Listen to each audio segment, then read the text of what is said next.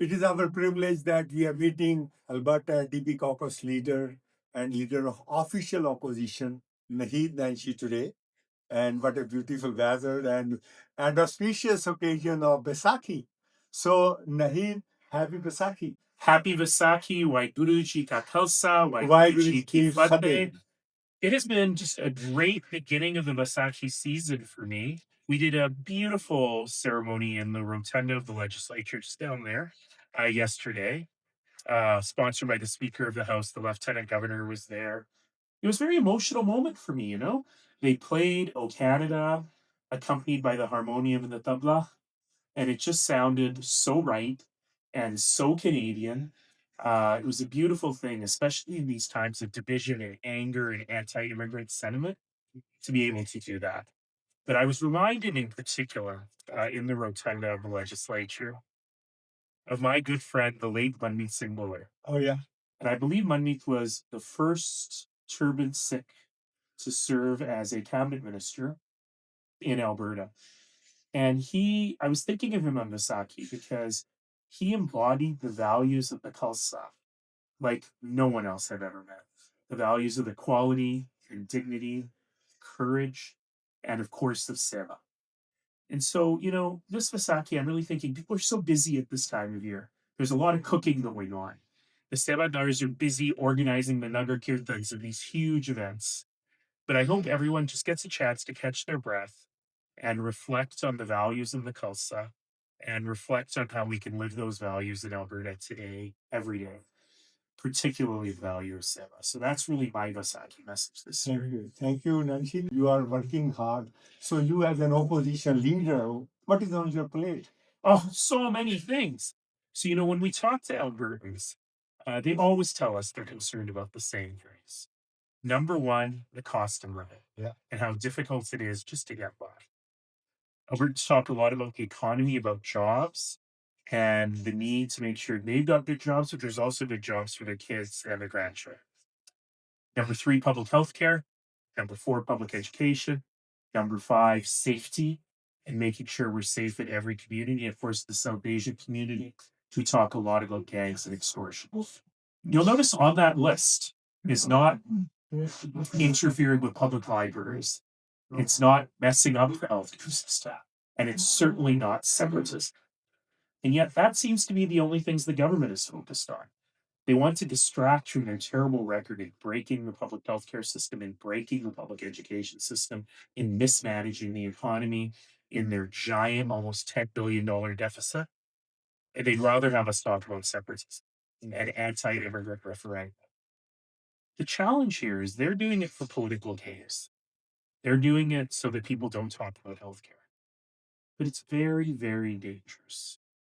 And any of us who are South Asian, and particularly if you're a Sikh person who wears the articles of the faith, who wears a turban, for example, you know that the levels of racism in our community have gone through the roof, especially anti-Indian sentiment.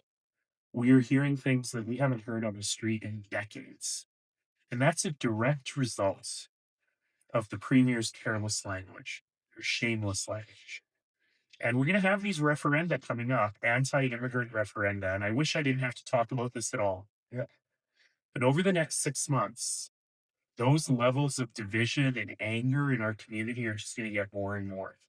And so we're called upon now to ask ourselves, how do we respond to that? And I know that every single person watching came to Canada and has become a proud Canadian. Yeah. Not a proud Albertan. We are proud Albertans, but a proud Canadian. And what that means to me is that we have to fight for Canada.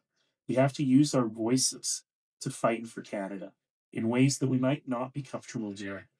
So I'm encouraging everyone to visit our new website, foralberta4canada.ca, to sign up and to understand how they can help in their own communities. Because the way these referenda work, the votes of people in places like Southeast Edmonton and Northeast Calgary will be much more important than they've ever been before.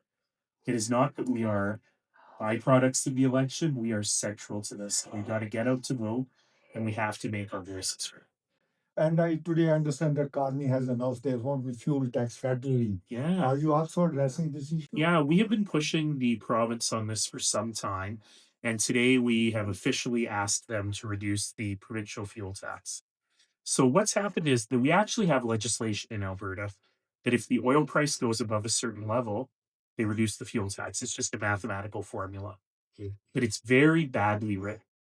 So that mathematical formula is only calculated on 20 random days in March. And those 20 random days happen to end, this is pure coincidence, but they happen to end 2 days after the war in Iran started. So the average price over those 20 days was too low. Now, the government could change that in 1 minute, but they need the money. They're running this massive deficit. They've already gotten $1.5 billion they were not expecting because of the price of oil. And they don't want to give tax relief to Albertans because they need the money. So the premier and the minister said if the price of oil is still really high on 20 random days in June, then you'll get tax relief starting July 1st. We don't need to do that. We can offer the tax relief now because we're in a cost of living crisis. People can't afford food. And if we can help just a little bit, I think we should. And as you know, many constituency boundaries are changing. Yes. And will you gain out of that? Well, here's the problem. One would think that if you're in Canada, you can trust that elections will be free and fair. And the way the boundaries are set is by an independent commission. And the independent commission has filed its report. But the UCP government refuses to put that report to the legislature. And we know it's because they expected that the commission, because they appoint 3 members, we appoint 2 members, and they thought that the commission would give them what President Trump got in the US. We call it gerrymandering, which is boundaries that benefit one party. Instead, the commission gave a very fair analysis. Helps us a little bit, frankly, because most of the population growth is in Calgary and Edmonton, where we're strong. But we don't care about that. We care about a fair and free election. And we're really calling on the government to put the report before the legislature and show us if they believe it. And folks who are watching may know that members of the premier's office have been walking around ethnic cultural events showing these random maps that are not the Boundary Commission's maps. And so, for example, in Northeast Calgary, where we have a lot of South Asian people, they're breaking apart Northeast Calgary into multiple ridings. So we have to share with Airdrie and Chestermere and Cochrane to reduce the vote of people who live in Calgary. They didn't even submit any maps for Edmonton, but they're trying to do the same thing there. They're breaking Lethbridge and Red Deer into 4 different ridings that share with rural areas. This is all to try and make the Conservatives win. And I just say, if you're so scared of winning a fair election, call a fair election. Don't cheat, don't steal, don't try to rig the system. That is not Canadian. That's not what we do here. As a thumb rule, our community see that Edmonton is orange and most of the rest of Alberta is blue. You have we also have the majority in Calgary, but yes. But you have been mayor 3 times in Calgary. Yes. Do you think that NDP will gain out of that? I should think so. So in Calgary, we have 50% plus 1 of the seats. So we just have the majority of seats.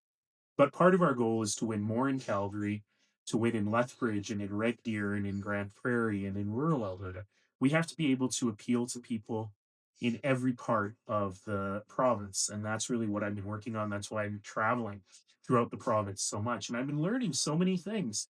I've been learning about the new Gurdwara in Red Deer. I've been learning about the power of the Muslim community in Fort McMurray, and also about the real needs and concerns of people who live in rural Alberta, who live in smaller cities and small towns, who are really being failed by this government on healthcare, on education, on crime and safety. And so I need to convince them that there is a better alternative and deserve a better day than we could be that. You didn't mention about Hindus. Are they on your list as well? Of course. Of course they are. But I will tell you, I was very disappointed because last weekend I was going to play Holi for the first time. Yeah. And it got canceled because the weather was bad. Okay. So I still owe the Hindus a little there. So we are talking on auspicious occasion of Vaisakhi. Your message for them on this occasion. Well, I just want to say to everyone, happy Vaisakhi. And when we go to the Nagar Kirtans, and they're so big now, tens of thousands of people in Edmonton and Calgary, it's a real show of the strength of the Sikh faith in Alberta. But we should also remember the history, from shameful incidents like Komagatu Maru to the creation of the settlement of Baldy in British Columbia to the example of Manmeet Singh Bhullar. When I was mayor, one of the first things I did was name a small park in southwest Calgary, Sighari Park. I believe it may have been the first place in Alberta named after someone of Punjabi Sikh heritage, an early pioneer. But in addition to that, we have to remember that we are called upon to respond now. My friend Gurinder Brar, the MLA for Calgary Northeast, often tells a story about a forest that's on fire. And as the birds are flying away and escaping, one little bird fills his beak with water and comes back and spits it on the fire. And the other birds say, "What are you doing? You're not going to put the fire out." And he said, "When the history of this forest is written, I want my name to be put down as someone who tried to put out the fire, not someone who started it." And so when the history of this place is written, let's make sure our community is seen as people who embody the values of the Khalsa, who embody the value of seva and equality and dignity and courage, and who really stand for a better Alberta, not just for us, but for everyone lucky enough to share this land. So happy Vaisakhi, everyone. Thank you, Nancy. Thanks for your time. Thank you. Great to see you.